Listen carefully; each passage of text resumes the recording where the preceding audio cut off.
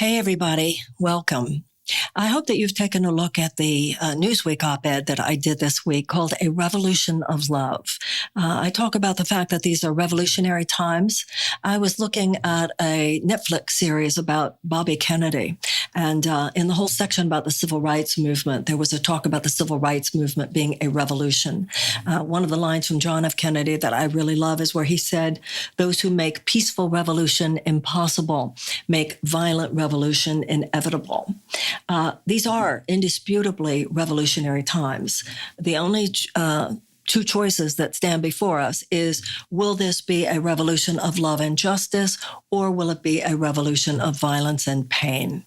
The circumstances that confront us now, the extraordinary amount of suffering among tens of millions of people, and we're just even talking in this country alone, the extraordinary economic hardship that was already existing even before the pandemic, but is now so exacerbated not only by the pandemic, but by our Congress's cruel inaction related to the pandemic compared to, for instance, the reaction of governments in almost every other advanced democracy, is making the economic hardship, the despair, the hunger, the problem, not only for what people are experiencing now, but will be experienced for years in the future, so much greater. This is unsustainable. This is like an earthquake, that we're actually making things so much worse than they even were before. We're making things so much worse even than they have to be by our Congress's complete refusal to give the kind of direct cash relief that we need. They've already spent over $4 trillion on a COVID relief, but only 1/5 of that has gone to individuals. It's basically it's a bailout for Wall Street. It's not really a bailout for Main Street. We have 8 million more people than were living in poverty before, who are living in poverty now. We had a hunger problem already. We had over 38 million people who were living food insecure lives. And now I'm sure you've seen all the pictures on television about, just lines and lines, miles and miles and miles of people who are in line for food banks and for $30 food coupons. And the food banks, of course, are just overwhelmed. I saw something on Twitter from the Texas Senator John Cornyn acknowledging the food banks for doing this extraordinary job. Can you believe that he's acknowledging the food banks for doing basically the job that he has refused to do? Remember, no amount of private charity can compensate for a basic lack of social justice. So we are living now at a moment of decision, at a moment of choice, which way we're going to go. And only one direction is survivable for the human race. Only one direction is sustainable. And that has to do with our being kinder, more collaborative, and caring about one another. Because right now, so much of official policy in this country is really so lacking in any level of compassion or empathy for people as to be self-destructive to our democracy and to our survival on the planet. Now, my guest today is someone who speaks to this in some really beautiful, profound ways. He is a neurosurgeon. He is a neurosurgeon at Stanford Medical School. His name is Dr. James Doty, and he's written a book that's one of my favorite books now. It's my new fave. I've been texting and emailing friends all day. I'm going to put more on social media about it. It's called Into the Magic Shop, a neurosurgeon's quest to discover the mysteries of the brain and the secrets of the heart. We've been talking for a long time about the body-mind connection, people understanding that the thoughts you think do affect your body. But this, to me, more is about the connection between the brain and the heart. And this man, he's this very high-achieving, very, very successful neurosurgeon now, but he was brought up very poor. He'll tell his story. You'll hear it in the interview. And a woman came into his life. He was just this 12-year-old poor kid with some real problems in his life. And this woman at a magic shop taught him what we now see are the great teachings of Eastern religion, mindfulness, visualization, all kinds of amazing things, completely changed his life. And he tells his story in the book. It's delightful reading. It's profound reading. And it just touches the zeitgeist of this moment in such a profound way. He has also founded and is the director of the Center for Compassion and Altruism Research and Education at Stanford University. He's also going to start his own podcast in January. I'm glad to say he's asked me to be a guest on it, which I will gladly do because I'm now such a huge fan of Jim Doty. And I think after you hear our conversation, I think you will be too. Here it is. Dr. James Doty, thank you so much for being on the podcast. I can't tell you how grateful I am. Well, thank you for having me, and it's really a pleasure to be with you. Thank you. Thank you. I want everybody who is watching to know, or who is listening, this book, Into the Magic Shop, A Neurosurgeon's Quest to Discover the Mysteries of the Brain and the Secrets of the Heart. It's one of the best books I have ever read. I've been just sending it to everybody that I know. I'm just thrilled, Jim, to have this opportunity to talk to you. Well, thank you. When you and I were talking before we came on, I was saying it reads like a novel that you would, people, if this were just a piece of fiction, people would say, well, that's a little bit of stretch. That wouldn't have happened quite that way. But the fact that it happened exactly the way it happened is really what makes the book so magical. And perhaps you could begin by telling us what happened to you when you were a child. You had an extraordinary experience. Who were you? What happened? Who'd you meet? And let us know a little bit about what that story was. So, as you know, I grew up in a challenging environment. My father was an alcoholic. My mother had a stroke when I was a child, was partially paralyzed, had a seizure disorder, chronically depressed, attempted suicide multiple times. We were evicted from different residences. And of course, this is not your typical path to success in today's society.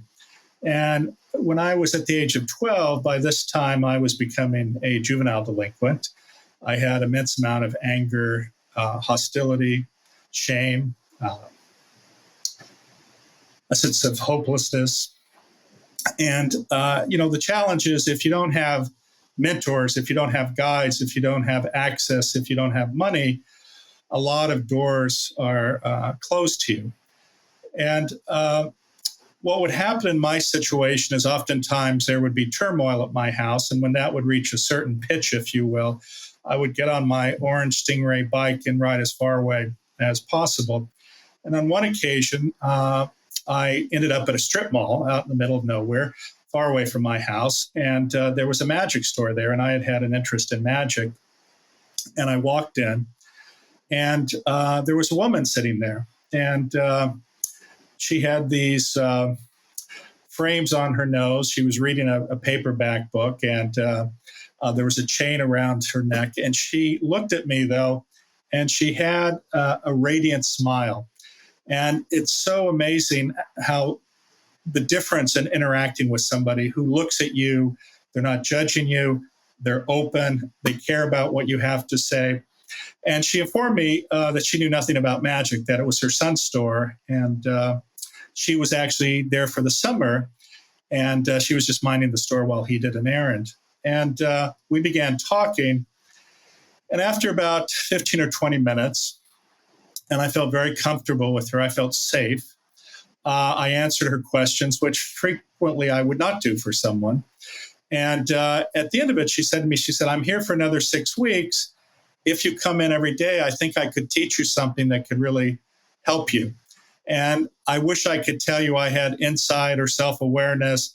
But the reality was the reason I came back was I had absolutely nothing to do. And she was feeding me chocolate chip cookies, which was one of my favorites at the time. Well, one of the things you talk about in the book, in addition to all of the other adverse childhood experiences, as they would call them today, that you mentioned, your family was poor. You were living in poverty, and you knew real hunger. So when she gave you those chocolate chip cookies, it wasn't just a kid saying, "Oh, wow, cookies." Sometimes that was you were hungry literally hungry when she gave you those. No, and I can assure you that I was hungry on more than one occasion. Right. So she told you to come back every day for 6 weeks, correct? And she taught you something. And by the way, this is jumping ahead, but I'm curious. Did you ever find out what her background was, that she knew all this? No, I have to assume she had had exposure to Eastern religions, and maybe she Yeah. was, quote unquote, a hippie. But I have no idea, actually. Yeah. Okay. So there are four main facets to the processes that she taught you. What were those four main facets? Well, one is what today we would call a body survey with a breathing exercise, as well as concentrating, in this case, on a candle. But of course, children who grow up in the type of environment that I grew up in, we have a lot of fear and anxiety because we never know what's going to happen next. And you have to remember, this was before meditation, mindfulness, neuroplasticity were really even discussed. But we began with an exercise called relaxing the body. And literally, I would sit, I would begin breathing, and then I would go and relax my body, or my muscles one by one, up from my feet all the way up, and do this repeatedly. And I have to tell you, when I initially started doing it, I was quite skeptical. But as I became more proficient, I noticed that several things happened. I could attend, I could be present, if you will. And as you know, to learn to connect with people, you have to be present for them. And that was one of the first things she taught me. And again, this was relaxing the body. And the next thing she taught me was this concept of taming the mind. And what I did not realize at that time was that I had this negative dialogue going on in my head. And I assumed that it was truth, that I was speaking to myself and what I said was true. And of course, as you know, so many people have this negative self-talk. They're very hypercritical of themselves. And of course, this is what I had, especially coming from my background. And I said, I can't do this, I can't do that, it's not possible. And we're poor, and yeah. Exactly. And what she made me realize, though, that this was a false narrative. It was a created narrative because I had imbued all of this negative commentary, this negative experience, and then I was repeating it back to myself as if I deserved that. And when she made me realize first through this exercise that these thoughts exist and not to attach to them, she later made me realize that you can actually change the dialogue from one of negativity and being hypercritical to one of self-affirmation, positivity, self-compassion. And that really changed everything, because what I tell people is that when you constantly have this negative feedback to yourself where you're telling you this is not possible, I can't, that becomes your reality. And it's like building a prison with these bricks of these negative thoughts, which traps you and takes your power away. And she taught me then, if you will, how to change the channel, if you will, from this negative emotions or negative self-talk to positive self-talk and self-affirmation. And that really made me understand that because I was so critical to myself, I was also critical in the manner I looked out at the world and saw. And once I was able to be kind to myself, to love myself, to say, I am worthy, then it changed how I looked at other people. And then that changed everything. Now, when you first went there, she said, I'll teach you magic. You were just a kid wanting to learn magic tricks. And she said, I'll teach you real magic. So what is the third facet of it? There was the breathing, the detaching from thinking, yes. And then opening your heart. And opening your heart to the world itself and not being afraid, looking at the world through a different lens. And what I tell people is that, if you have so much self-talk, you start being hypercritical of everyone around you. And when I changed how I thought of myself and the world, that changed how the world responded to me. And it really had a profound effect on my life. And the fourth one? This was manifestation of intention. Mm-hmm. And as you know, there are now a lot of sports psychologists who use visualization techniques, but back then that really didn't exist. But she taught me this technique of using all of my senses to manifest what I wanted to see myself as. And so I made a list. And what I would do is I would write the list every day. I would verbalize the list. I would think of it. I would think of myself in that position.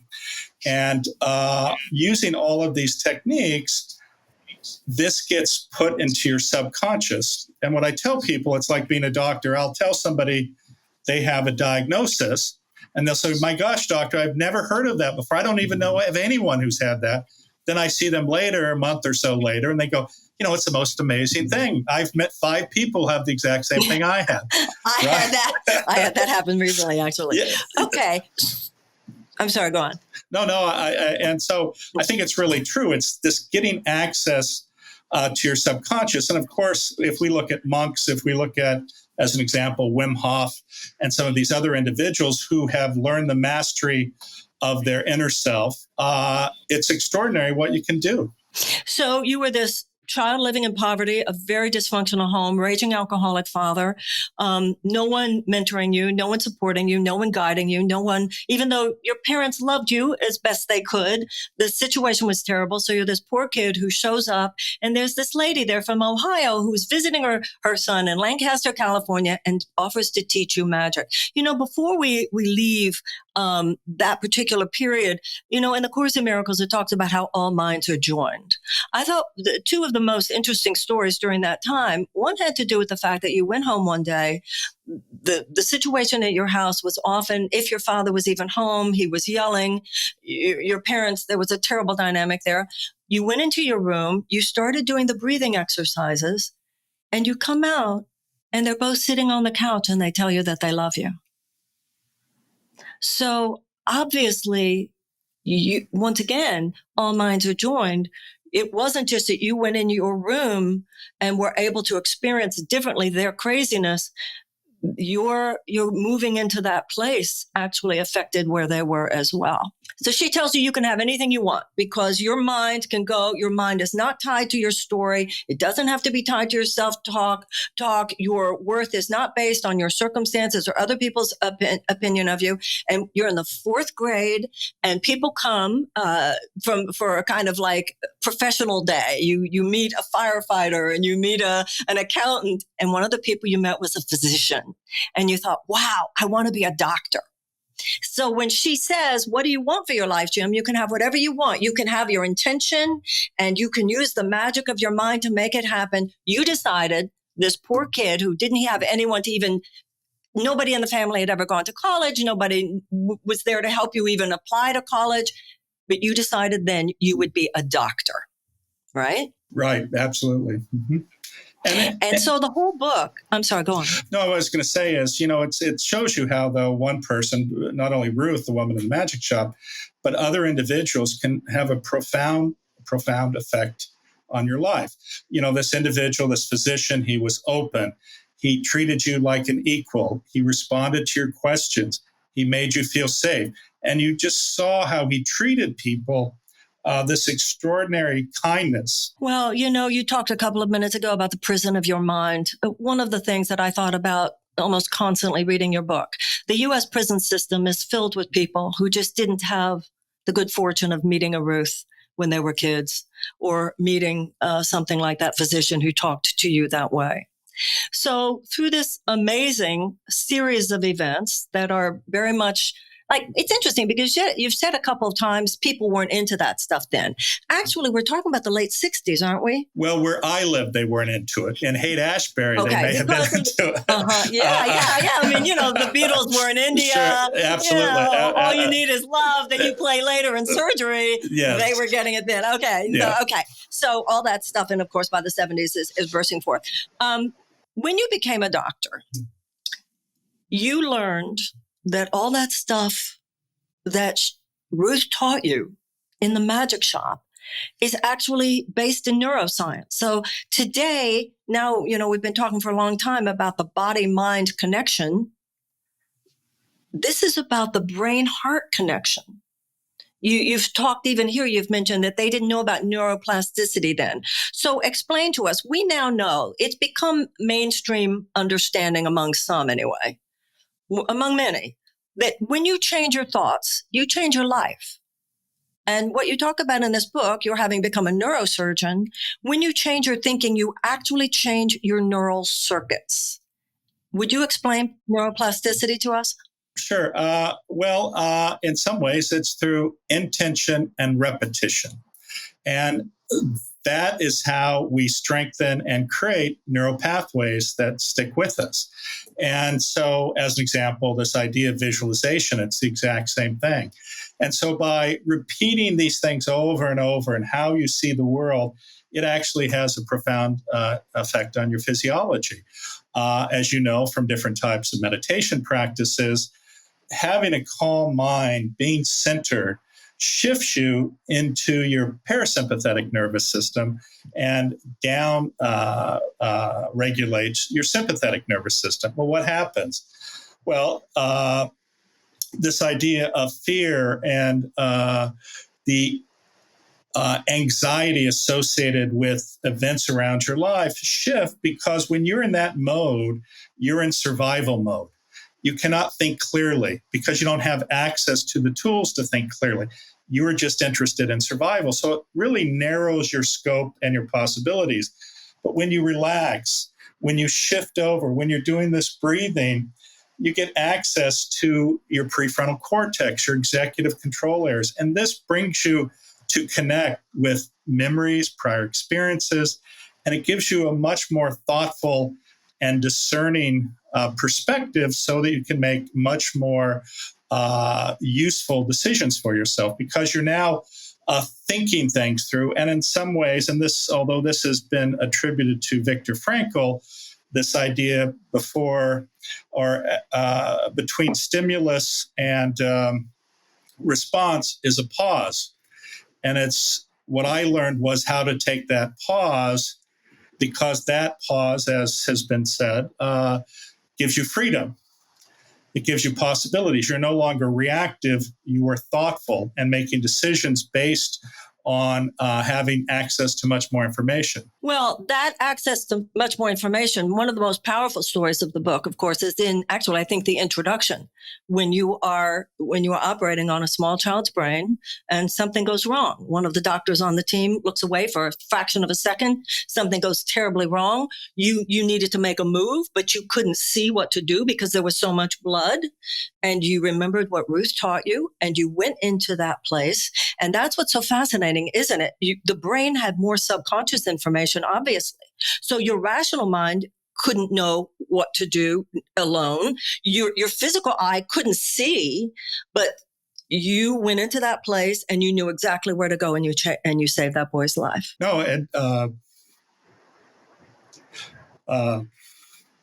that's exactly right. Because what happens is, again, when you panic, you stop being able to see clearly. And once I had calmed myself down, I could absolutely see where that vessel was and what happened to it. And I was able to put a clip around it. And that did indeed save this child's life. And something very similar happened years later, or maybe it wasn't years later, but very similar with the opera singer. When you just had to go sit down and get yourself back to clarity and you knew what to do. All right. Now you're talking about the fact that you change your thinking, neural pathways, neuroplasticity, you can have whatever you want. But what I love about your book is that you take it further into a topic that I think is very, very important for people, particularly today. And that's that without the heart, without the connection to love, without the moral compass, this can just be narcissism and just using metaphysical principle to get what you want. One of the things that I thought was so fascinating in the book is that we think of the brain having intelligence, but you say that the heart has intelligence, that there is a connection, that the heart itself sends signals to the body. Can you tell us about that? Sure. People have a tendency to believe that the vagus nerve is a one-way highway that goes from the brainstem to many organs in the body, and is most especially represented in the heart. But in fact, it's a two-way street. And your heart actually sends you signals. And in fact, if you look at a company called Heart Math or other people looking at heart rate variability, it can have a profound effect. In fact, when your heart rate variability is lessened, if you will, that's actually associated with the highest incidence of sudden cardiac death. It's when the two communicate with each other and one or the other responds in sort of a playback to each other that extraordinary things can happen, but you have to be able to master that. It's interesting, when early research was done on meditation and mindfulness, at that time they used an EEG array that they would put on your head. And I'm sure you've seen the pictures of the monk with the EEG. Well, early on, when they first started doing this, they were demonstrating this helmet to these monks, and they were saying, and we're going to study compassion, and they all started laughing. And he assumed it was because of this bizarre apparatus he was using. But what was pointed out to him by one of the monks is, we all know that compassion is in your heart. So why are you studying this? And I think science has proved that out. And of course, this is where this has taken you in your own personal journey, your relationship with the Dalai Lama. When we think of the Dalai Lama, we think of two things. We think of meditation, but we also think of compassion. And I think that's so important, because this whole idea that you can use your mind to get whatever you want, that's already entered the mainstream. But now, and what your book brings into it that I think is so important, you say this is the beginning of an age of compassion. That this idea of the moral compass, and one of the things in the books that's so interesting, you show, I used my mind to get whatever I wanted, but I also wasn't open-hearted enough. And so it led me down some paths, which Ruth had warned you about, that if it's just about getting what you want. So this idea of love, and one of the things you talk about how Darwin is misunderstood. Because it's much like how the meek shall inherit the earth. And there's a line in the Course in Miracles where it says, the meek shall inherit the earth because their gentleness will literally, their strength, it says, their gentle strength will literally take the place over. So what you say in the book is that Darwin is not about how humanity will survive if we're ruthless and brute force centric enough, but if we learn to collaborate and be kind enough, that is how we will survive as a species. So I'm interested more in your own story here. So you always had this desire, and I want to tell you a story that I think you'll find interesting. Many years ago, I lived in Detroit, Michigan, and I worked with some young people at some very disadvantaged schools. And at one of them, I was asking these young people, what do you want? If you could have any, these were high school students, if you could have anything, what would you want? What would you want to do with your life? And several of them kept saying, I want to be a pediatric cardiologist. And I said to somebody later, and I don't know if it's that somebody had come into the school to talk to them about it being a pediatric cardiologist, but I thought it was so interesting. Everybody was saying they wanted to be a pediatric cardiologist. And somebody said to me later, don't you get it, Marianne? That is the doctor who would heal a child's broken heart. And one of the things I thought was so beautiful in the book was that even when perhaps you still do, I don't know, working on children who have facial deformities, et cetera, and the compassion you would feel, including, and that being so much based on the fact that you yourself had a misformed tooth when you were a kid. When another thing from my own past, I was asked once to help start a school for adjudicated kids in Oklahoma. These were kids who had already been kicked out of high school. And, once again, this was up for me so much reading your book. This is one of the reasons why there are so many people in the U.S. prison system incarcerated, right? And so these kids, it's that cradle to prison pipeline. And a woman who was a spiritual as well as political mentor of mine, she was the Chief Justice of the Supreme Court of Oklahoma at that time, but she was also a very religious Christian scientist. And, Christian Science is all about the use of the mind, et cetera. She said, we have to help these kids. So I went down to Oklahoma, and there was a small group of these kids. All of them would be considered today the at-risk kids, the bad kids. They've been kicked out of schools. And once again, I asked them, if you could do anything, what would it be? And each one of them had dreams. One wanted to write a great novel. One wanted to think that, I could cure a disease. We squash people's dreams, don't we? And I felt reading the book, one of the things that I talked about when I ran for office, I talked about that the biggest problem we have in America is tens of millions of children who live in chronic trauma, and how everything we need to repair our society and repair our world, and without which I don't think we will be able to, is in actualizing the brain of children, particularly in the first 8 years of life. So I feel that your book so much, on one hand, it's such a unique story because you were saved from the craziness, but it's a very, very a tragically common story in terms of your being a kid that nobody was helping, but you obviously had infinite capacity. And then look where you ended up. And for anyone who doesn't know, remember what I told you in the introduction. James Doty is now professor in the Department of Neurosurgery at Stanford University School of Medicine. He's the founder and director of the Center for Compassion and Altruism Research and Education at Stanford, working with a variety of scientists from a number of disciplines, examining the neural bases of compassion and empathy.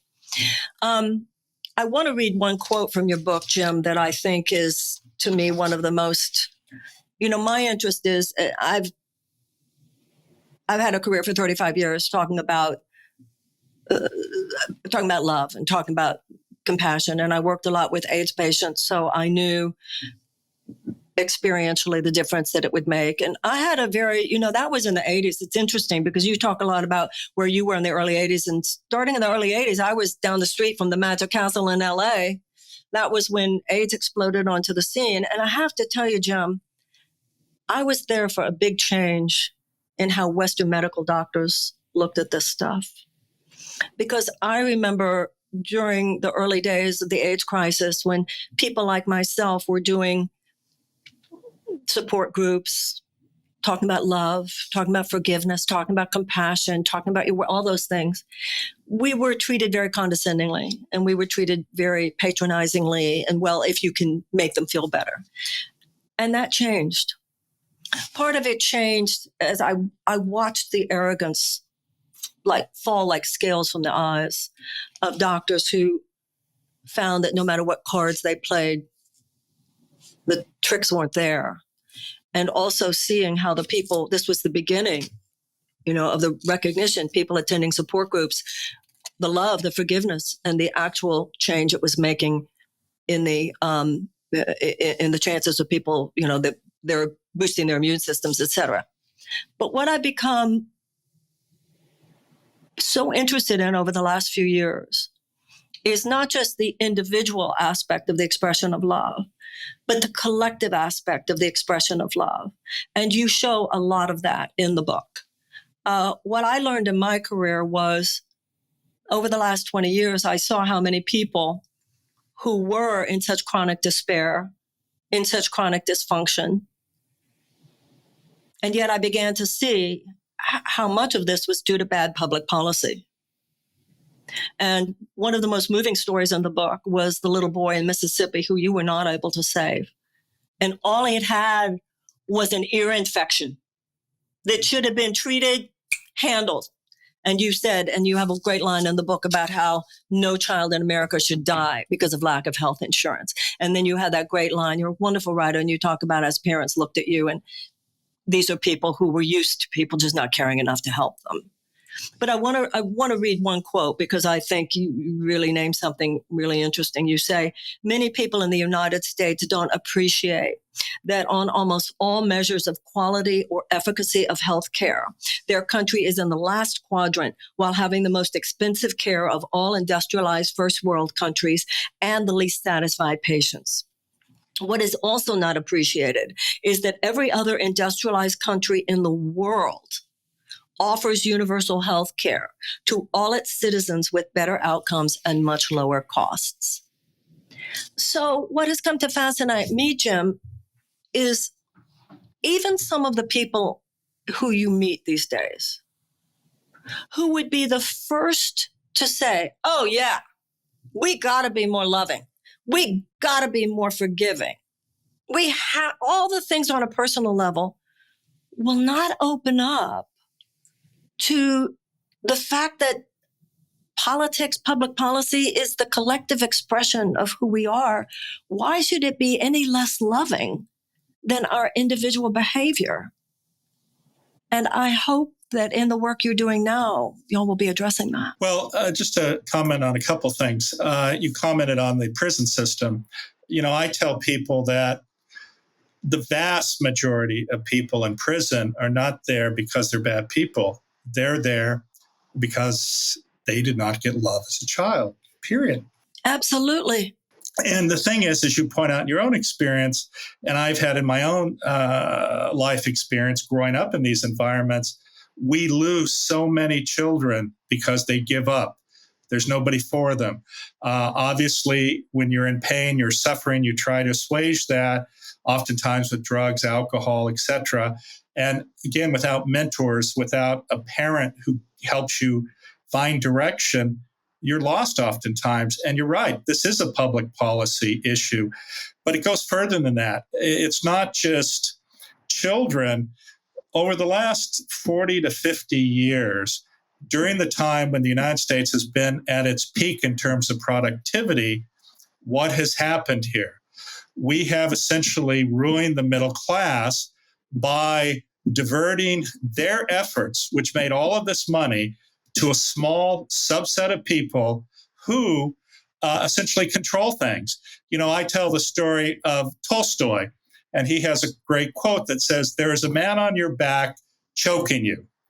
He acknowledges that he's on your back choking you, but at no time does he ever offer to get off your back and stop choking you.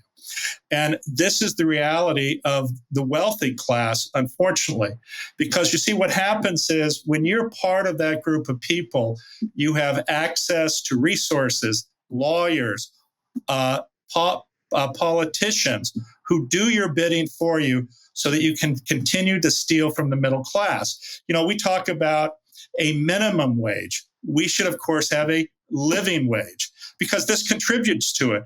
If you're making $7.25 an hour, you can barely afford to pay rent or expenses for one person, much less a family. So it's essentially impossible, or both parents have to work. 20 or 30 years ago, you could live on what we would call a minimum wage.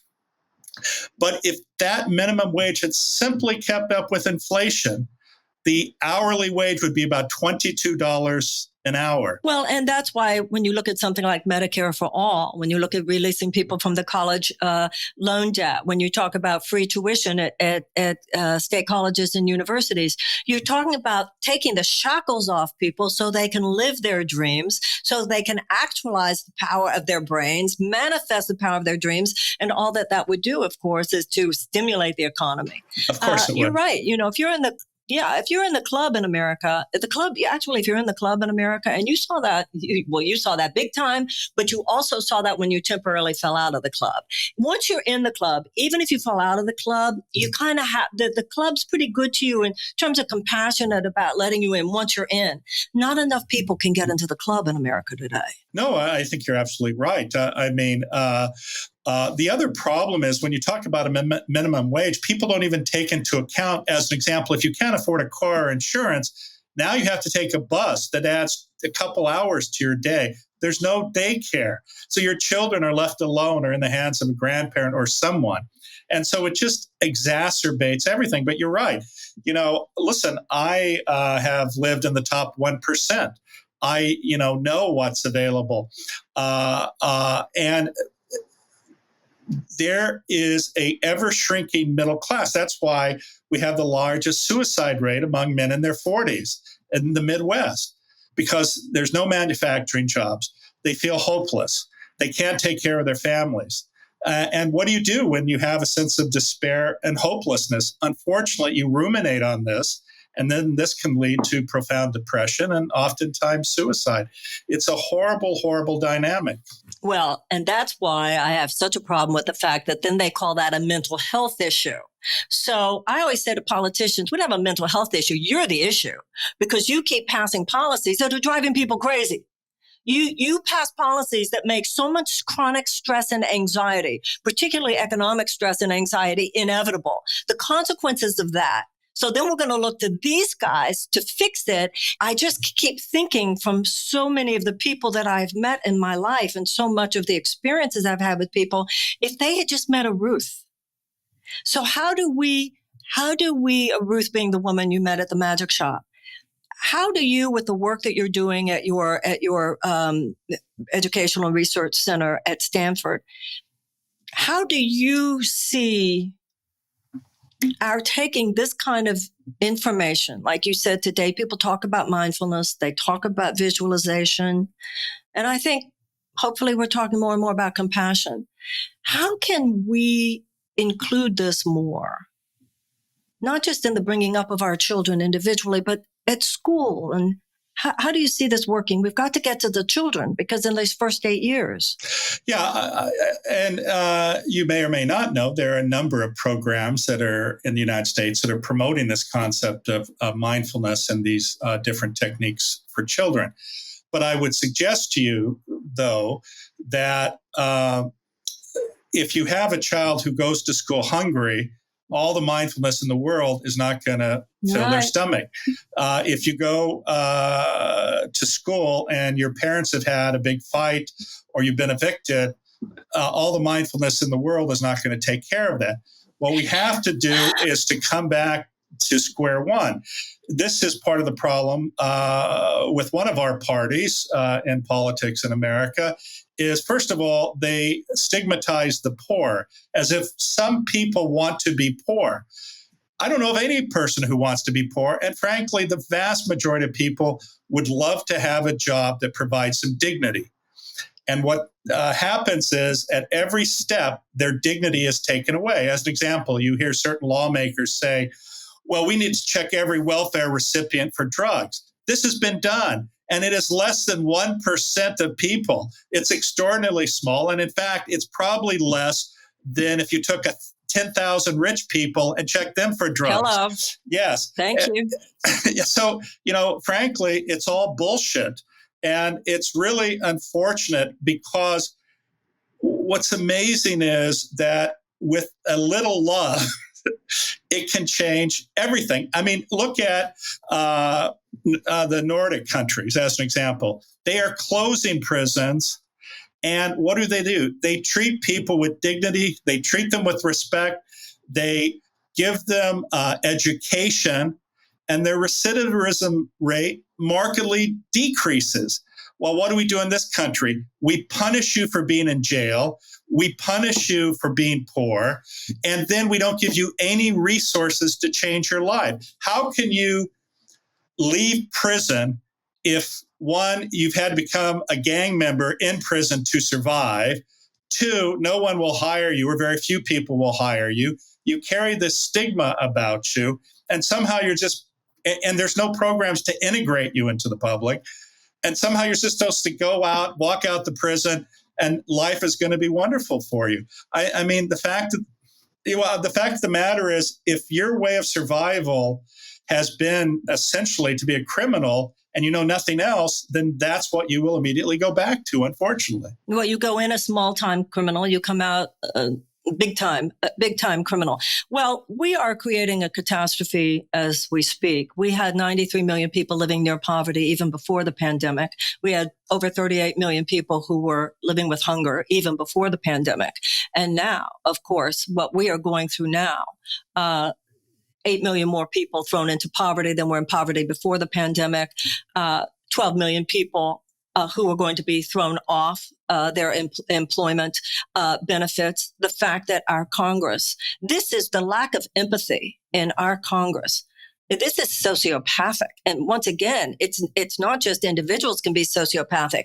It's not just individuals can lack all empathy. Economic systems can lack all empathy. Political systems can lack all empathy. And we have millions of children right now in those cars, in those long lines, signing up for food. And you give you tell beautiful stories in the book about when you not only were part of the team of kids that was packing the turkeys at Christmas, you were also in a family that was receiving them. We are right now, by the cruelty, and I think we should call it what it is, the cruelty of a political system and Congress that absolutely refuses to give more than that one-time payment. There are millions of children who right now we are creating who are going to be angry, traumatized adults. And you think we have a problem now, what we're going to have in a few years because of this is so outrageous. No, you're absolutely correct. And what fascinates me is you have a subset of people, the evangelical right-wing people, who will do everything in their power to decrease abortions. And yet you don't see them adopting crack babies. You don't see them caring for the poor. You know, it's interesting because in Europe, where you actually have essentially a social democracy, and I hate to use the word socialism, it's not socialism, except that's a byword that many people use. You have a social democracy where certain aspects of your needs are cared for: education, healthcare, daycare. Interestingly enough, those Christians in those areas actually espouse this attitude of caring for your neighbor. It's your responsibility. Do what's right. While here, it's if you're not right-wing, if you're not into guns, nationalism, or evangelical Christianity focused on abortion, you don't deserve to be cared for. And it is such an absolute distortion of what Jesus exemplified and what we find in the Bible, and how these people can live with this extraordinarily distorted perspective of what it is and who it is to be a Christian is, I find, just mind-boggling. Well, we were founded by the Calvinists, and they were a very tough and demonizing group. You know, my daughter is she's getting her PhD in history, and she tells me stories about, she's particularly, her field of study has to do with what happened in England when Henry VIII established the Church of England, and the whole Protestant Revolution and what happened when they went from Catholicism to Protestantism in England. She said, Mommy, the fundamental attitude towards the poor shifted from giving alms and charity and how God would have us give to the poor to the notion that you must have done something wrong if you were poor, and God found disfavor. You found disfavor in God's eyes. And so it was basically a theological attitude that underlies a lot of that, of course. But I think that there are a lot of the younger evangelicals and a lot of evangelical churches, particularly the younger ones, who are becoming far more interested in issues of poverty, et cetera. No, I agree with you. In fact, I think probably the vast majority. Unfortunately, who do we hear the most from? It's this other subset of people. But I think most Christians have this attitude, and it's the right attitude. What I'm sorry is that they have not either been allowed to or been more vocal about their responsibilities. And so many people in society look up to rich people and want to be like them. And this is what this emptiness they have. They think it's being fulfilled by having more and more and more, versus the way it's really filled is by being compassionate, by loving people, by caring, by generosity. And that's how you feel fulfilled in your life. We have one major political party who's been bought hook, line, and sinker into the idea that advocacy for the short-term profits of these huge multinational corporations should be our bottom line. The other major political party does a lot of wringing of hands, and it's just so awful, all the suffering it causes. And they say they care, and they care enough to try to create policies that ameliorate the suffering. But they too refuse to challenge the underlying forces that make all that suffering inevitable, because all of them, let's not kid ourselves, are taking money from so many of those same corporate forces that they feel they have to in order to survive politically. And I agree with you. I think that's one of the reasons why the Democrats have lost a lot of the passionate support among working people, particularly because they don't see the standing up to those forces of elite corporatism that are at the heart. Well, it's interesting because there was, I believe, a lot of people like Bernie Sanders from both sides of the spectrum, because he's been exactly who he Absolutely. is, and he says it the way it is, and he believes it. And I think he would espouse policies, or has, that in fact deal with some of these structural problems. The problem, of course, is that you have these other people who the first thing that goes into their mouth is socialist. And I don't believe he's a socialist, but he believes in social democracy. This is the problem with this idea of trickle-down economics. There's some perverted notion that began with Reagan that if we give big corporations tons of breaks and tons of money, invariably that money will go down to the average person and improve their lives. And it is a lie then, and it's a lie now. When you saw what happened when Trump gave this massive corporate welfare, if you will, in terms of tax breaks to corporations, less than 6% of people significantly benefited at all from this. And it's a repeating horror story and narrative that somehow giving benefit to the rich helps the poor, and it does in no way help the poor. And the other misunderstanding is that they argue about these massive tax rates.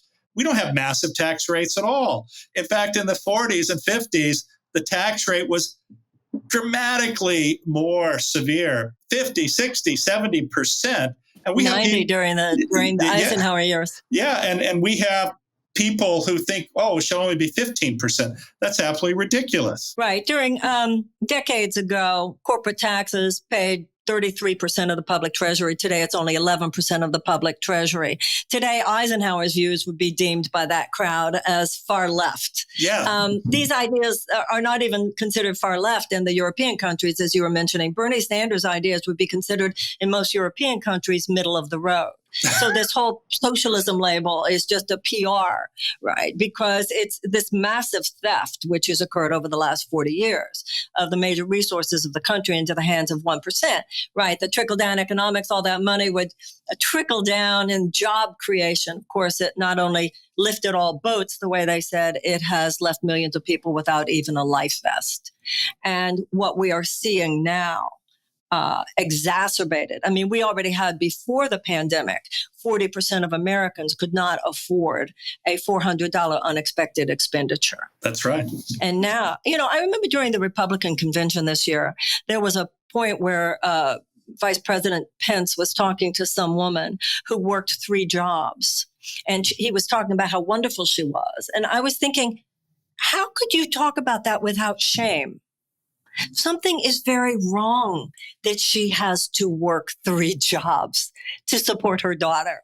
And you guys are applauding her like this is, I think George Bush had said something about somebody working 2 jobs that's uniquely American. Yeah, it's uniquely American because of you guys. Yeah, no. I mean, George Bush never had to work 2 jobs, I can assure you. Maybe we're going a little off our conversation about my book. Well, we are. We are because, and I think it's interesting. Yeah, go on. No, I agree with you. And in fact, I was saying who you become is in some ways who you were. And you mentioned you can go in different ways. When you suffer as a child and you have an alcoholic or drug-using parent, certainly it's not unusual to head towards the direction of drugs or become a perfectionist and overachiever. But the other thing that happens, sadly, is there's also a subset of people who do survive this. And what happens is they become the worst persecutor of the poor. I made it. You can make it. Nobody did me any favors, and I'm here, so screw you. My path is completely different. because I have very much a understanding and empathy of people suffering. And so my view is to care more because I know the lives these people lead, not to sit there and say, hey, I made it, screw you. And I think this is also a difference. We need to promote people who care and not people who just care about themselves. And I think this is one of the tragedies. This illusion of meritocracy in the United States is a complete falsehood. If you don't have access, I had somebody saying, well, you grow up in poverty, but you have the same ability to do anything. No, you don't have the same ability. It's as if you're put at the 0-yard line on a football field and someone else is on the 90-yard line. And then the gun goes off and they go race to the end. And it's this false narrative that somehow we're all equal and have equal opportunity, and we do not. And that is the sad thing about America, because America should be the beacon on the hill that people look to, strive to, offers the opportunity, cares about people, including immigrants, including minorities, including people who have different sexual orientation. We need to care about everyone. You're very similar in that way to the story of my father, who also grew up in poverty and had the exact opposite of many people who say, well, I did it.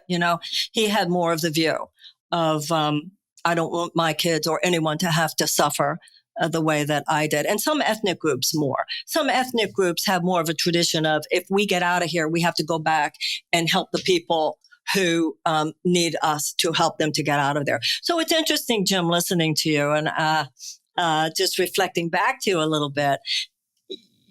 You are going through judging even by the sound of your voice, that you get louder, that you get more passionate. It's something very similar I did. Okay, but you're going from, I know I'm the neuroscientist and I can talk about neuroplasticity, I can talk about the intelligence of the heart, I can talk about the neural pathways, I can talk about the vagus, but let's talk about the facts. So I think that something really big is going on in this country today with this dawn of compassion, and are realizing, much as you do, because you've talked about it a lot here today, that it has to be collective as well. You can't just talk about individual acts of compassion. And that's what a lot of people on the right would say. People on the right have traditionally focused more on individual moral issues, but people on the left, there are public moral issues, and poverty should be seen as a moral issue in the richest country in the world. Lack of health care should be seen as a moral issue in the biggest country in the world. A $760 billion defense budget, when that's hundreds of billions of dollars more than our military has even asked for, compared to the fact that they won't even give more than that one-time payment as an economic stimulant and rescue package for people. And also, when you talk about the package, the COVID bailout, we spent over $4 trillion, and only one-fifth of that money has actually gone to individuals. But I also, going back to this issue of how both parties operate, I don't think we should forget that COVID bailout is simply based on the template of the 2008, which was under a Democratic president, which was also much more of a bailout of Wall Street than it was of Main Street. Well, and part of that's because who runs our treasury? It's people from Wall Street, right? Steve Mnuchin. I do have Janet Yellen, I think, is a good choice, actually. And she does not come from Wall Street, so I have some hope there. But the rest of the economic team they're putting together is pretty much the same old, same old. I don't understand why everybody's so excited that they're putting together the old Obama team when wealth inequality grew under Obama. We just, they're just talking these days about we can make it better, and incremental change and making it somewhat better is not enough, because there are so many millions of people for whom these problems are catastrophic in implication. No, I think you're right. Well, I think the challenge is, how do you bring people into government who haven't had any experience or don't understand how the system works? And there is this attitude then that, well, of course, we just recycle people over and over again into these different roles.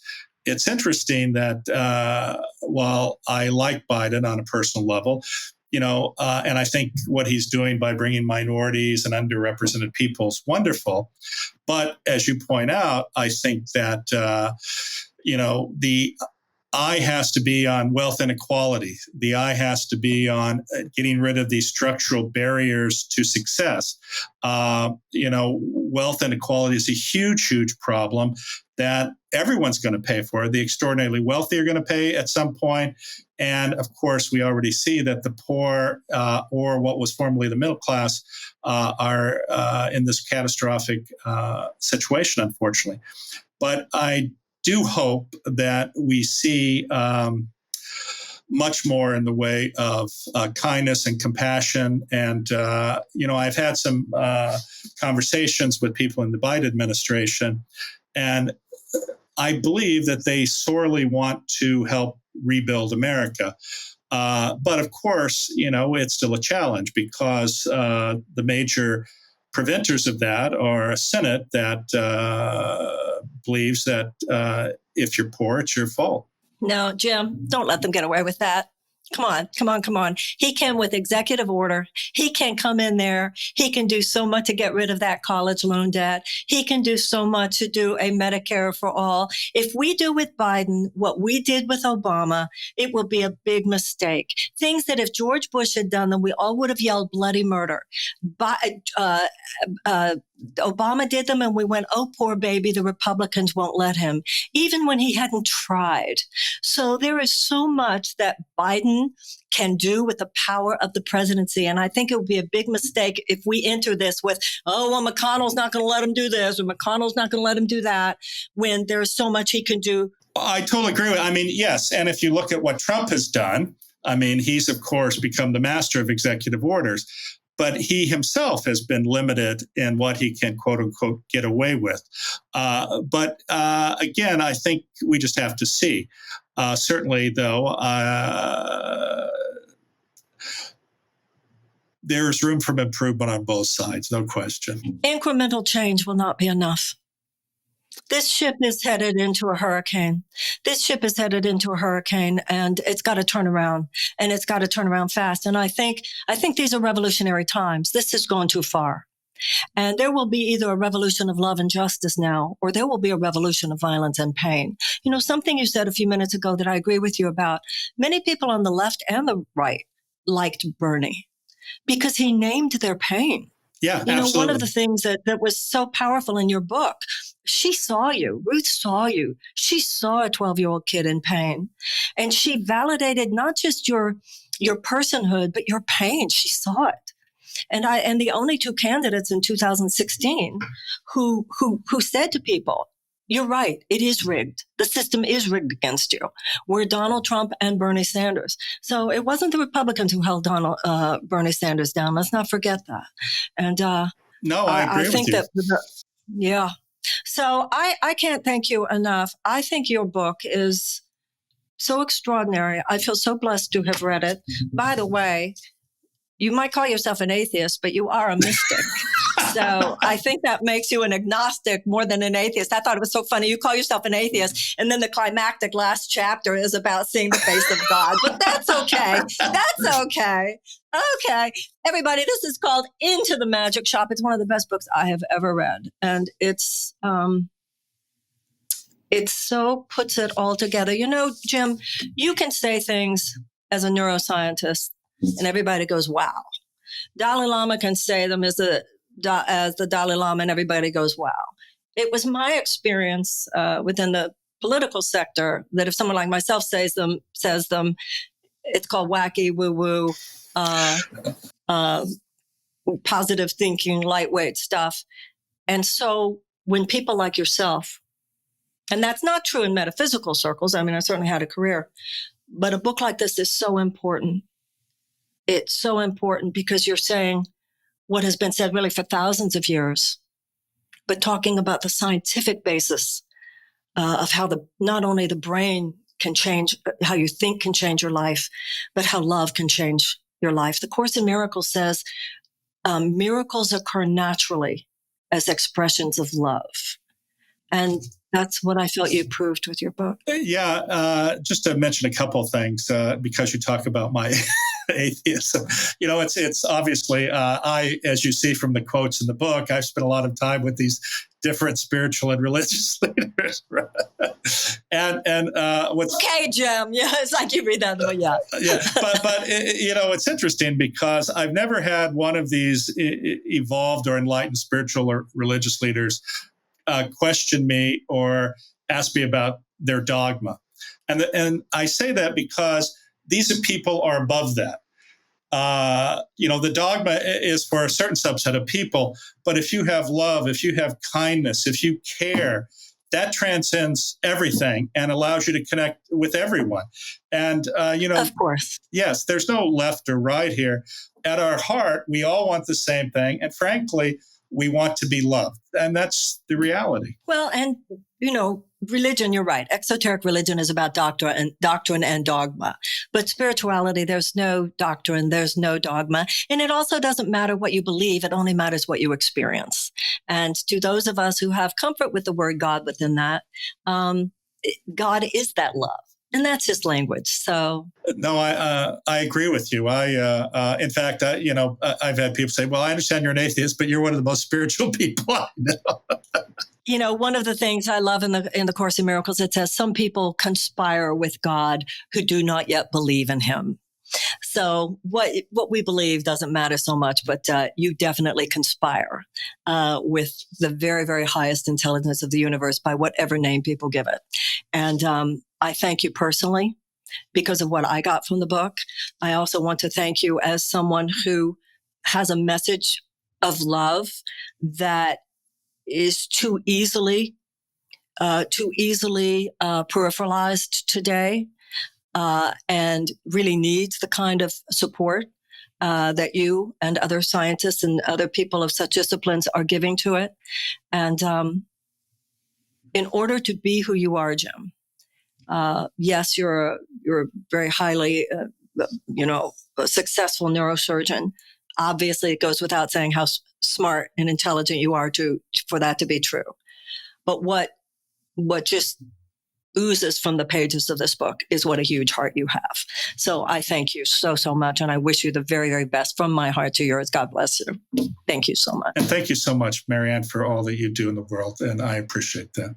Thank you so much. So that was Jim Doty. I'm sure that you feel as I do that he's extraordinary. His book is wonderful, and I hope that you enjoyed the conversation. Now we're going to go into Ask Marianne, and you can write to me at marianne@castmedia.com if you would like me to look at your question. So the question I'm going to answer today is from Patrick. And Patrick, if you're listening, thank you so much for the very kind things that you say at the beginning of your question. Hi, my name is Patrick, and I'm currently a PhD student in Texas studying climate dynamics. I noticed a few episodes ago that you listed off industrial factory farming as one of the many wrong things that we as a nation need to right. And it got me thinking about how this particular grievance is almost always completely absent from the usual progressive laundry list. Occasionally, we do hear about big ag and how it has ruined the lives of countless farmers. Texas, I'm looking at you. But factory farming shifts the focus away from the machinery of the system and towards the animals who occupy it. My question is, why do you think so many politicians are afraid or unable to talk about factory farming, when factory farming is, upon examination, one of the most clear and definitive examples of moral injustice and unnecessary suffering? There is very little gray area here. You don't have to be a vegan to be able to understand that the lives these animals are forced to live and the way they are treated is not justifiable, and that there is no way we can denounce evil and suffering if we do not always reckon with the suffering hidden away on feedlots and in mesh metal cages. This doesn't even touch on the massive environmental harm that industrial agriculture inflicts on our world and the pathogenic microbes and antibiotic resistance it can breed. So, when you take it all into account, do you think veganism, or at the very least some form of dismantling of the factory farming regime, will play a role in America's spiritual awakening? And do you think it is a platform that politicians can win on, even if it means suggesting that their constituents make a personal life alteration such as eating less meat? I would love to know your thoughts. Take care, Marianne. And again, thank you for the work that you do. The world is a better place because of it. Thank you, Patrick. Well, you're right, Patrick. During my presidential campaign, absolutely, I said that we needed to end animal factory farming. It is unconscionable. And as you said so well in your letter, it's not just unconscionable morally, it is very, very unhealthy. And it needs to stop. When you're in certain states, they talk about the CAFOs. It's a terrible, terrible thing. And I know for myself, it was something which I didn't know till I knew. And once I knew, it was like, oh my goodness, I mean, this has just got to stop. As far as veganism is concerned, I do believe that there's a strong spiritual argument for it, but I absolutely think that this should be a matter of personal choice. I do think the more you read, the more you understand about these issues of a plant-based diet, you certainly make some lifestyle decisions and choices that might be different than before. That was certainly the case for me. As far as ending the factory farming, however, I couldn't agree with you more. So yes, absolutely, is this about big ag? You better believe that it is about big ag, just like it's about health insurance, and it's about big pharmaceutical companies, and it's about gun manufacturers, it's about chemical companies, food companies, big agricultural companies, big oil, all fossil fuel companies, and military industrial complex.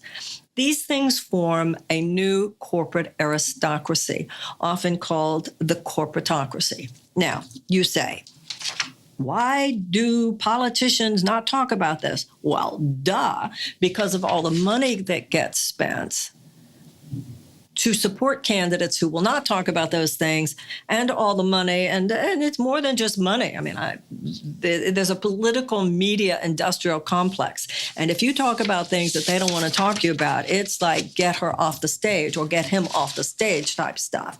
And they absolutely, they have ways of nullifying your voice. It's the politics of personal destruction. It's smears, it's mischaracterizations, it's blackouts where they won't have you on certain cable news stations, et cetera, because you're talking about things we're not supposed to discuss. What are we going to do about it? Everybody has to make a decision for themselves. For me, personally, I'm talking about it anyway. Thank you, Patrick. And to all of you, if you have a question you want to ask me, remember, write to Marianne at castmedia.com. And if you're enjoying the podcast, I hope you'll go into iTunes and you'll rate it and review it and tell your friends about it. Go to YouTube. I'm having a wonderful time talking to just such brilliant people. There are everything that is wrong in America. We know so much is wrong, but there's so much right. There are so many people who are thinking the things that we need to be thinking about, talking about the things we need to be talking about, doing the things we need to be doing, writing the books that need to be written.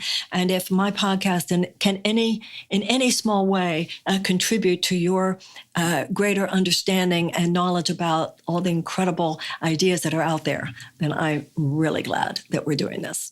So thank you so much, and I'll see you next time.